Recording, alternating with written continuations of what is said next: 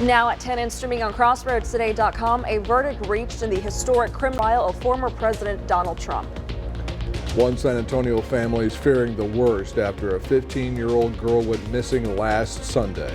And FEMA is coming to the Crossroads. Those affected by the May 13th weather in Calhoun County could receive additional help. And tonight we had more serious weather around the state. You can see this big nasty line moving through the Houston area, and then there's one right here, right behind it, and we've got to track it, make sure it stays where it needs to go. We'll see how we're going to get some shower activity in the next 2 days. All that coming up in a moment. And Ganado Flatonia just final in Hallettsville. Get the final score and the wild highlights coming up in sports. You're watching 25 News Now at 10. Good evening and thank you for joining us. I'm Don Brubaker. And I'm Karina Garcia. A verdict has been reached in former President Donald Trump's hush money trial. Former President Trump has been found guilty on all 34 counts of falsifying business records. Prosecutors spent weeks presenting allegations that Trump took part in a hush money scheme aimed at suppressing stories during his 2016 presidential campaign. After the verdict, Trump maintained his innocence and made it clear that he believes the verdict will not stop his run for the White House. This was a rigged, disgraceful trial. The real verdict is going to be November 5th by the people. And they know what happened here, and everybody knows what happened here. This makes Trump the first former American president to be found guilty of felony crimes in the nation's nearly 250-year history. His sentencing is set for July 11th. He could face a fine, probation, or up to 4 years in prison. After the verdict, U.S. Representative District 27 Michael Cloud released this statement, quote, "Pray for our country and for President Trump. I fear we're witnessing the opening of a Pandora's box that will never be undone. Republican leaders, if ever a time to step up, it's now," unquote. So here's your viewer poll tonight. The question is, do you believe a convicted felon should be allowed to run for U.S. president? Yes, no, or unsure. According to our results, it looks like 63% takes the lead with no, followed by 36% voting yes, and 1% stand unsure. Thank you for voting tonight. On Wednesday, 31-year-old Cody Sterling was sentenced to 25 years in prison for possession of child pornography. Sterling was indicted on 7 counts of possession of child pornography in February.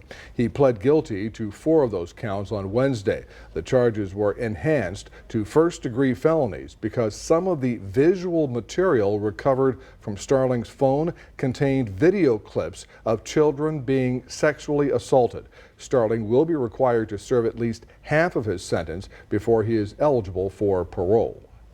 A 37-year-old suspect was arrested by Victoria County deputies Thursday. Rebecca Williams of Victoria faces 8 charges, including aggravated assault, criminal trespassing, and resisting arrest. She is in the Victoria County Jail in lieu of a $49,500 bond. FEMA plans to open a disaster recovery center for those affected by the May 13th weather in Calhoun County. The soft opening is scheduled for Sunday, June 2nd at 1 p.m. in the Calhoun County Library. The National Weather Service confirmed the EF1 tornado near Port Lavaca had a path length of over 13 miles. Damaging straight-line winds of 85 miles per hour were also reported on the south side of Port Lavaca toward Magnolia Beach, with 60-mile-per-hour winds in Port Alto. The regular hours will be 7 a.m. to 7 p.m., and residents can also apply for assistance at disasterassistance.gov or by calling 800-621-3362. Let's take a first look at your forecast with First Warn Storm Team Chief Meteorologist Mac Perez. I don't think we have storms on the way, but Mac, the heat's coming. Well, we actually have both. We had stormy weather around our area. We had big storms that rolled through Houston this evening. As a matter of fact, it's just beginning to move offshore. And then we've had some big thunderstorms out in West Texas. The thing is, they're drifting to the southeast, so there is a possibility they may be visiting the Crossroads overnight and tomorrow. So we'll talk about that coming up a little bit later on. Back to you. Mac, thank you. More than 100,000 North Texans remain without power tonight. For businesses, they remain unable to open. The local utility company says their crews are working 16-hour shifts to restore power, but they still believe it could be until Friday before most have electricity, and in some cases, Saturday. And to make matters worse, heavy rain across the region today is making it harder for power crews to do their job. And flash flooding is causing major issues for both workers and drivers in parts of North Texas. This was the scene in McKinney. There are flash flood warnings across several North Texas counties tonight. These storms come just days after severe weather took down trees and snapped power lines, leaving hundreds of thousands in the dark across the Dallas-Fort Worth Metroplex. These storms are slowing the effort to restore power. A 15-year-old girl left her San Antonio home early Sunday morning, and no one has heard from her since. The family of 15-year-old Isa Rodriguez says she left through her home's back door. Her sister says she took a few belongings with her, but left her phone behind, which showed some concerning activity. Her family says they've tried talking to her about the dangers of talking to strangers online, but feels someone may have taken advantage of her. Anyone with information on Isa's whereabouts should contact San Antonio's Police Missing Persons Unit. Over in Houston, a health department employee was charged and arrested. This comes after she reportedly deleted evidence relating to her family member's criminal investigation. Well, I'll tell you, no one in this case really wants to say much. The district attorney's office, Houston police, Miss Vanessa Salazar herself, nor her attorney. But one thing that we have learned is that the person that she is accused of trying to help is her brother. It was a recorded jail call that led to Vanessa Salazar being charged, according to court records. Her brother, Moises Salazar, is being held without bond on 3 counts of aggravated robbery with a deadly weapon and is reported to be a documented gang member. Court documents accuse Salazar of interfering with her brother's case. Quote, she suspended service to delete evidence or lock cell lines/phones associated with an aggravated robbery home invasion criminal investigation. Salazar was booked into jail and quickly posted her $5,000 bond on Saturday. The 36-year-old has worked at the Houston Health Department for almost 8 years, the agency confirmed. Currently, she's assigned to their HIV and STD Bureau as a public health investigator specialist. In a statement, they said, quote, we are aware of the recent arrest of a Houston Health Department employee and are closely monitoring the ongoing investigation.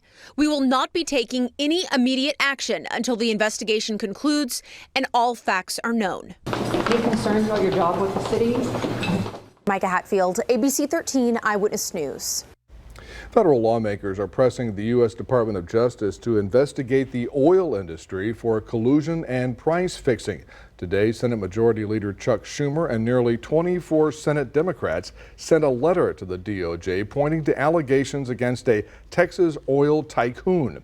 Earlier this month, the FTC accused Scott Sheffield of trying to collude with OPEC and its allies to keep oil supply artificially low. Sheffield has denied the allegations. He's calling on the FTC to rescind the order against him. A new weapons plant in North Texas is officially up and running. Local and federal leaders celebrated the grand opening of the General Dynamics facility Wednesday. They say it would help restore U.S. stockpiles and keep up with demand for missiles and munitions. The plant has 1 manufacturing line so far, but it's expected to have 3 lines running by November of next year. At full capacity, the plant will account for about 1/3 of all 155mm shell production in the U.S. Remember to subscribe to our YouTube channel, Crossroads Today. Hit the like button and click the notification bell so you can see Crossroads Today on YouTube. There you go.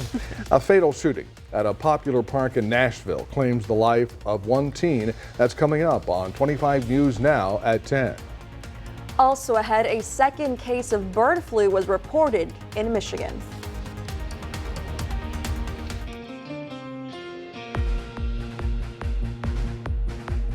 Our military hero of the month is Billy Dean Waldrop, who served as a staff sergeant in the Korean War. At 93 years of age, Bill is full of stories about Texas back in the 1940s and of his first job with Central Power and Light. So none of us knew how to climb, when we first started.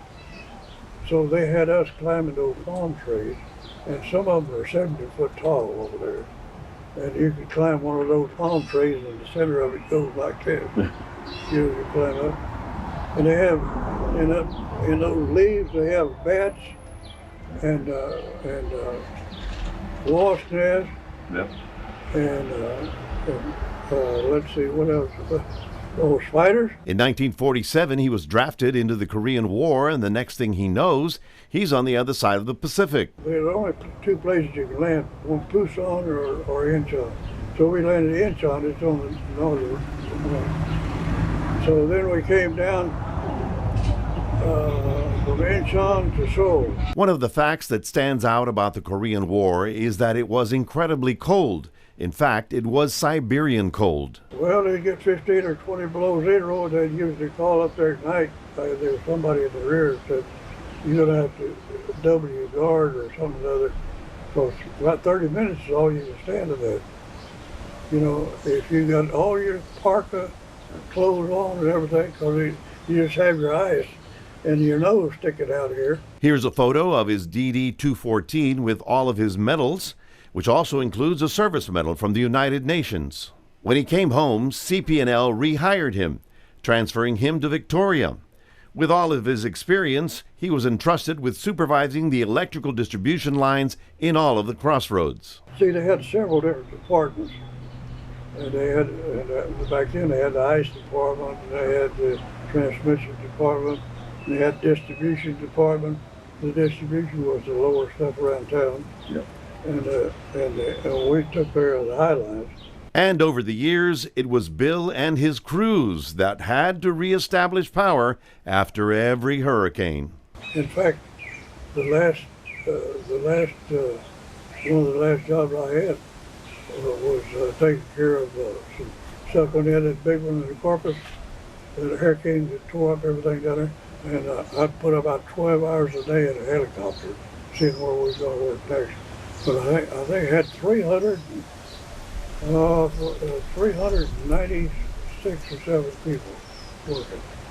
We were contractors and everything. Right. All that storm job in there. So to Bill Waldrop, 25 News Now would like to present a plaque and a cash gift for his service to the country during the Korean War and for keeping the lights on in South Texas for all these years. If you know a military hero who needs to be recognized, go to crossroadstoday.com and tell us their story. Maclovio Perez, 25 News Now.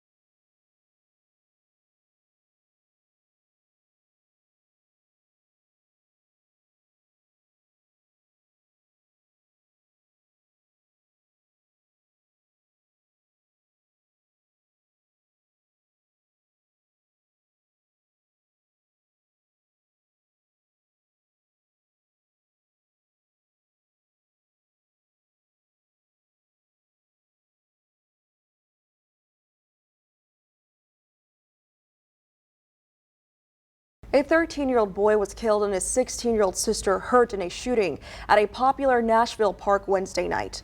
Nashville Metro Police say it started when a fight between multiple women in a parking lot broke out. Other teens joined the fight and someone pulled a gun and opened fire. The 16-year-old girl who was shot managed to go to the Nashville Fire Department station. Her 13-year-old brother was hit multiple times and taken to the hospital where he later died. This is a bad night for Nashville. To have two teens, brother and sister, 16 and 13, being the victims of violent crime, and the 13-year-old is deceased. Police arrested the suspect about a quarter-mile away, walking on a highway. A U.S. Bureau of Alcohol, Tobacco, and Firearms dog found a gun in the grass along the path the teen was walking. Authorities charged the 15-year-old with criminal homicide and attempted criminal homicide. Nashville Metro Police say it appears most of the teens involved in the fight were middle school students.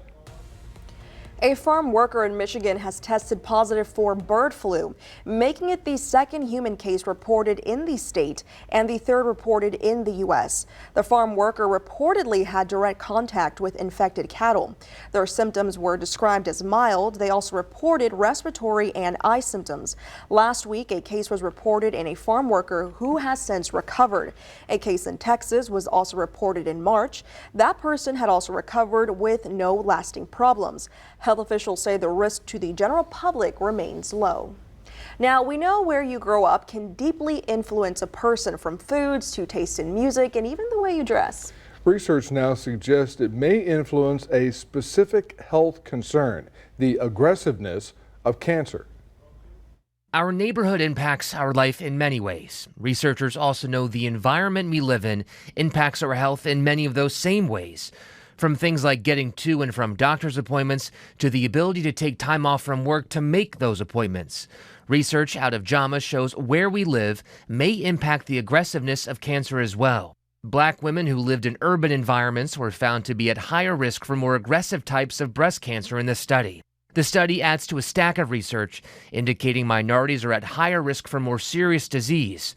Part of this is due to the location where some minorities live, big cities. The new aspect, the genes that made up this tumor were different than people who lived in a rural community. As we start to understand more about how race and racism impacts medicine, we can work to overcome the disparities. With this Medical Minute, I'm Perry Russum. After testing it out in just 12 states, the Internal Revenue Service says it's expanding its free online tax filing program in 2025. That means Direct File will be available to taxpayers with certain simple federal returns in all 50 states and Washington, D.C. Treasury Secretary Janet Yellen on Thursday said the pilot program for the 2024 tax filing season was a success. The more than 140,000 people who used it surpassed IRS expectations. Well, coming up, we'll talk about the stormy weather over Texas tonight, and are we going to get any of it? We'll also be talking about the program that we've got for you next week. Yes, it's called Storm Prep 2024 on June the 3rd at 6:30 p.m. following our 6 o'clock news. The staff and I have prepared a program to give you as much information as we can to be prepared for the storm if it arrives. Also, what to do during the storm and what to do after. So, we'll be back with more coming up after this.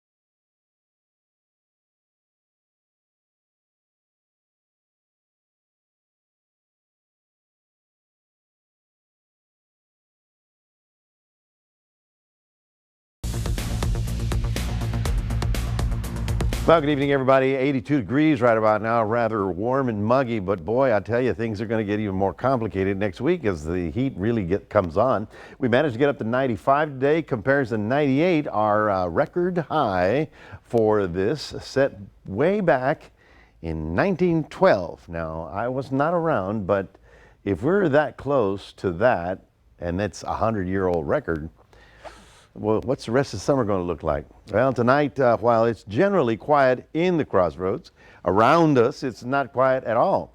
Big complex of storms rolled up again through Dallas, rolled all the way down 45, produced more problems in Houston. And then this big, long line of storms fired out on the western states. In fact, this is a first. I've never seen this. This is the Weather Service meteorologist looking out the window, taking video of tornadoes approaching the airport.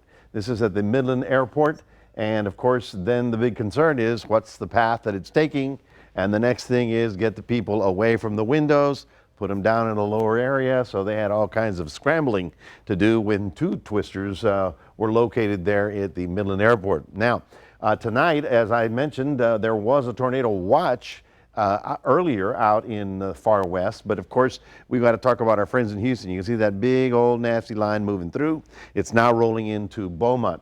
We have another surge right about there. That one is going kind of in this direction as well. And then the big activity, the tornadoes that launched near Midland, have fallen apart for the time being, but you can see we're still getting more storms. So we are kind of in an unstable environment that every afternoon we're going to see heating trigger more thunder showers, and that's for overnight and tomorrow. Then we get into the weekend, things start to quiet down as pressure rebuilds over our area. This is for tonight, and you can see how we have a chance of a little garden variety shower. But tomorrow, we've got a little bit higher chance of getting some severe weather in our area. So we are at a slight level there. And so we'll be certainly watching to see what pops and what develops and how big they get. That's the big question mark. So our temperatures about 92 tomorrow, 94 out in San Antonio, 87 in Houston with the clouds and the afternoon showers. But this is Future Tracker. Now, what does it tell you? Sometime about 1 o'clock in the morning, there'll be a cluster coming through. Notice how it gets down to I-10. Notice how it does move through San Antonio. And then all of a sudden, we've got something within the Crossroads. And so this thunder shower activity should be here, about 5 or 6 o'clock in the morning. And then it moves offshore. And then another band coming in probably early in the morning before lunchtime, maybe even by lunchtime. While we're dealing with all that, I just want to let you know in Delhi, India, which is like right here in the central part of the nation, they were at 52.3 degrees Celsius, 126 degrees at the end of May. I can predict that somewhere here, this next month or so, they're going to hit 130. How do you live through that? Tomorrow, warm and sunny in the morning hours, partly cloudy with isolated showers in the afternoon, up to about 92. After the activity on Friday, Saturday, less of a chance, and then plain old hot and steamy as high pressure rebuilds over the Crossroads. That's your 7-day forecast, reminding everybody we do have a QR code. Well, love for you to scan that, put Crossroads Today on your phone. And here is Zach with sports. Thank you, Matt. Game 1 between Ganado and Flatonia just went final. Catch the highlights and that final score coming up in sports.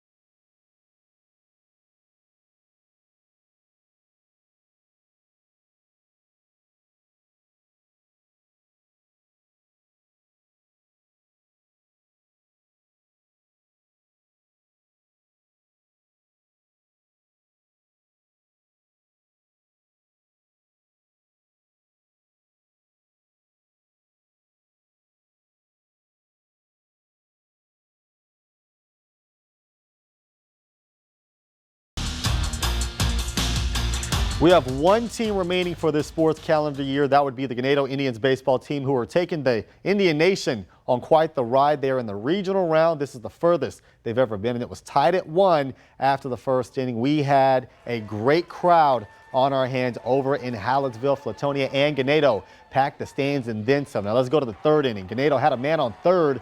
The umpires call a balk on Flatonia, so Bryce Ullman comes in to score as Ganado takes the lead. It's now 2-1. Ganado's offense shined in the third inning. They kept the line moving. Base knock after knock had the Indians feeling themselves as they try to add on early on in this one. They've got the bases loaded, and we've got a base knock up the middle. One run's going to score. They thought about sending that second runner, but Coach Can holds his runner. They did not want to test that arm out there in center field. It's now 3-1 Indians now for their final run in the inning. That one punched out to center as well. Same situation. They can only go station to station, not trying to test that arm out there in center. 3-run third had Ganado up 4-1, much to the delight of the Ganado faithful, but Flatonia tied the score at 4 apiece. So in the 8th, a pass ball, runner comes home. Ganado takes game one. Final score 5-4, one step closer to that state tournament. Huge thanks to Mandy Pena,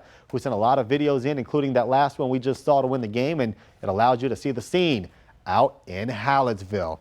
Speaking of state tournament, Shiner in the state championship game last night, trying to win its first title since 2016. In the first inning of this ball game, shades of the semifinal game from Kaylee Bedeker, who sent it to straightaway center field, and the center fielder can't grab it. It's off her glove. It's going to go down as an RBI double, and it gets Shiner on the board first. Beckville did respond with a solo shot in the bottom half of the inning to tie the score. And in the third inning, Brinley Ramirez gets one into the gap, and she can fly. Rounding the bases, it's an easy triple to lead off the inning. And a few batters later, this is Addie Siegel, and all she really had to do was put the ball in play to score the speedster from third, and she did that and a whole lot more. She sent one deep to left and out of the ballpark for a 2-run homer, and Shiner took the lead right back. It was then 3-1. Comanche Nation loving that as their ladies take control in this state championship game. In the 6th inning, a Peyton Vincic bomb pretty much sealed the deal for Shiner, and their fans knew it. Shiner are your state champions once again, and for the first time since 2016, they defeat Beckville. Final score 10-4 in Austin. More news in Victoria. The Victoria Generals had their season opener today. That game was in Seguin. Now, they did fall 5-3, but former Victoria General Spencer Arrighetti on the bump for the Houston Astros. He was fantastic. Won 6 innings of scoreless ball for the Houston Astros, who got the win 4-0. And we've got some big news in Texas. The Dallas Mavericks headed to the NBA Finals. They will play the Celtics, and game one of the NBA Finals is going to be right here next Thursday night on KAVU TV. That is it for your sports. Donnie, Karina, back to you. Thanks, Zach, and stay with us. Coming up on 25 News now at 10, we're going to take a last look at your weather with Mac. Plus, tomorrow is World Parrot Day.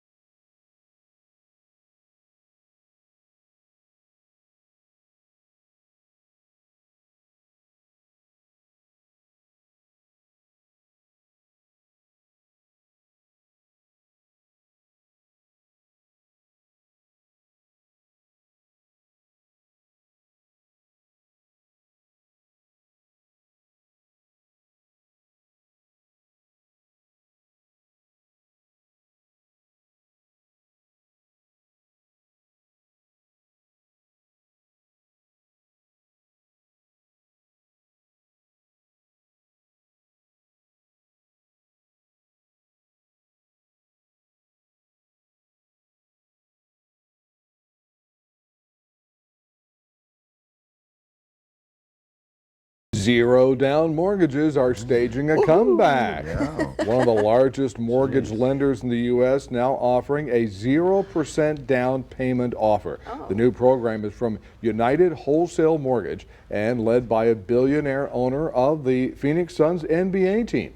The program allows buyers to pay for 97% of the home's value with a first mortgage. The mortgages are only open to first-time home buyers and those making no more than 80% of the area's median income. The world's largest Stegosaurus skeleton is going up for auction. Sotheby's says the fossil is estimated to fetch up to $6 million. The dinosaur, named Apex, is estimated to be up to only 161 million years old. It is about 11 feet tall, 27 feet long, and 6 feet wide. Apex was discovered near the town of Dinosaur, what a coincidence, Colorado in 2022. The auction is set to take place on July 17th in New York. That's perfect. Yeah, that would go great in your living room. Centerpiece. That's what I was Great in your living room. That's what I was needing. Here's what you do. You look for a house that is that big, that also has zero mortgage. And then you get that house, and then you buy the dinosaur, and you can afford to buy the dinosaur. Right in the middle. Yeah, there you go. What a showpiece. I've solved all of the problems right there, except you'll, for the weather. You'll be in that Better Homes and Garden tour. Better Homes and Stegosauruses. Exactly. Well, folks, there are still storms around us. They're mostly in north and central Texas. They have the possibility that they'll drift down and be in our area overnight and in the morning. And then tomorrow we're going to another day that we may have additional thunder showers develop because of all the heat and the humidity. But then after that, over the weekend, we dry up and we get rather warm. And for the next few days, we get quiet, tranquil, but will be quite humid and quite hazy for next week. Alrighty, thank you, Mac. Friday, tomorrow, is World Parrot Day. Parrots are highly intelligent, even the ones that don't speak.